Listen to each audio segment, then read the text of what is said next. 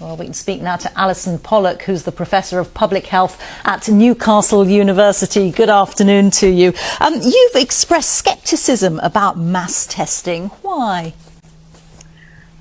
Well, I think the first thing to say is the government has spent £12 billion on a centralised, privatised contact tracing system that doesn't work. These tests, the public have been given misinformation.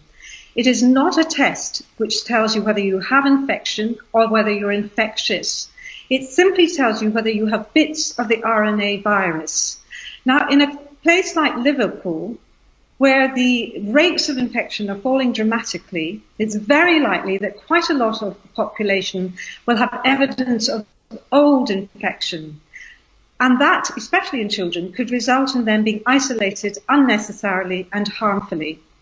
The second thing about this test is not only is it not a test that tells you whether you have infection or infectiousness, these tests have not been properly evaluated in community settings. This is a real worry.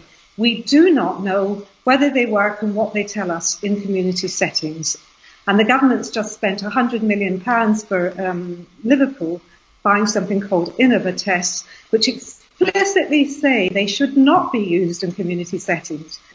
As the WHO and SAFE have said, focus on identifying people with symptoms and isolating them. And they do not recommend mass asymptomatic testing. And we don't know how it's going to integrate into primary care or into public health and how it's actually going to be effective. OK, thank you very much indeed. Thank you. I'm sorry to cut you off there. We're just slightly short on time. Thank you so much. That's Professor Alison Pollock.